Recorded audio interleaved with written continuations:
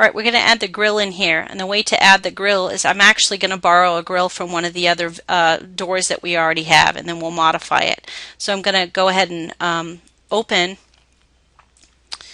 under the C drive, Program Data, Autodesk, RVT 2016, Libraries, Imperial, Doors.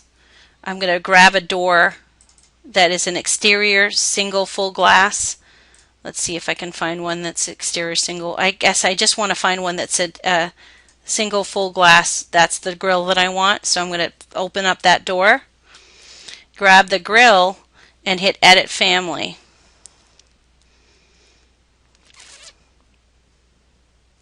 And then I want to go to the Views tab, and I want to turn off the full glass wood, get rid of it, so I'll close it.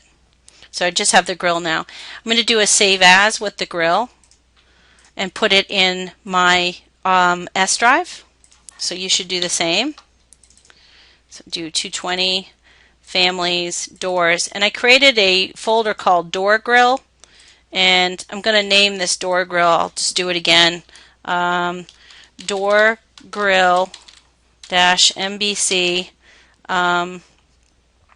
We'll call it Door Grill 1. So this we can kind of keep track of the different door grill styles that we have, but for now we'll call it 1. Maybe we'll rename it afterwards. So we'll hit Save, and this is the door grill that we're going to use for our door. So we hit Load into Project, and it's going to come in. You see how I have a cursor? It seems like there's something there. It's just not showing up. I want to put that door grill somewhere in the door. And then I'm going to be able to see it if I go into the 3D view. So there's the door grill right there. And I've got to control it by getting it to go into the space that I have here. So with the door grill itself, if I go back to that other view where the door grill is, it has its own parameters. If we go under Create, you can see it has a ton of parameters on its own. And what I need to do is I just need to associate the parameters for this door grill with the ones that we have in the drawing. So I'm going to see if we can work with the ones that are here. So I'm going to close this, select the door grill, hit Edit Type, which allows me to see the parameters. And the first thing I want to do is find the parameters that the door grill also has, parameters that are similar to mine, where it has top rail styles and bottom rail. But remember, these are the parameters that are within this grill, not the parameters that I have in my project. So I want, instead of these to have their own independent numbers, I want to have these associate with the ones that I have in this project with this door. So across from top rail, I'm going to set that to top rail, and that grays out that number. And notice it changed it to 4.5. I'm going to change styles to styles. I'm going to change bottom rail to bottom rail. So now I have the same parameters in the grill associating with the same parameters that are in the door. When I hit Apply, it should set those dimensions. We just don't have the grill positioned in the right place right now. So the next thing that I would do is control the grill width and height as well. So I hit Edit Type, and across from width, I want this to be controlled by the door width. Across from height, I want that controlled by the door height. Okay, and when you hit Apply, we're going to see the grill matches the height now, and it's going to match the width once I get it aligned properly. So I want to align it by using the front or interior elevation, or maybe it's exterior.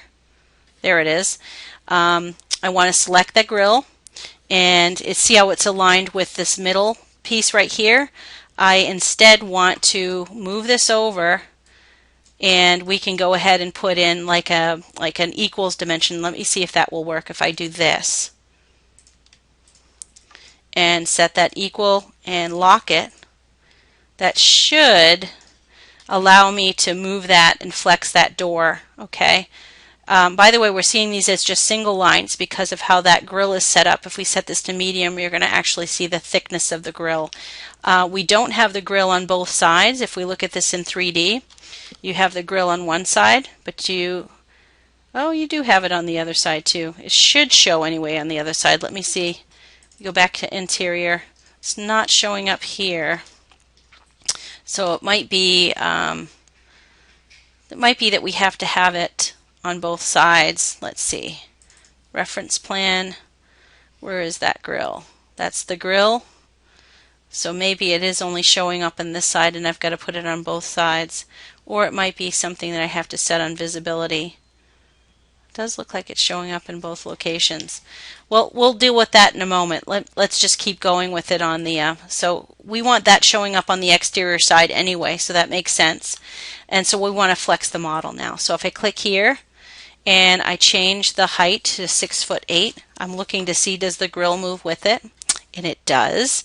If I change the width to 24 inches and I apply, okay, so that is probably this. So cancel, cancel, select that and delete it. So let's see if that's going to stay put if instead we use a line from here to here and lock that, and let's see if that will move around and still allow us to change the width. Yes, okay, I think I know why that happened, because this particular grill pattern has a setting where it will reduce to just a single line if the dimension is less than 30 inches, and it will add the 2 grill lines and make 3 panels across if it's over a certain dimension. So the 24 inches must be the magical number. So if I do 30 inches, I bet you we're going to get a second grill line in there. So I wasn't able to use the equals tool here because it would over constrain the grill. So I think we got this working, so it's flexing for us. I still think we need to figure out why it's not showing up in the interior elevation, but at least we've got the grill and we working, and we understand how to nest that that family into the other by associating the family with the parameters that are in the current drawing rather than just its own parameters that it comes in with.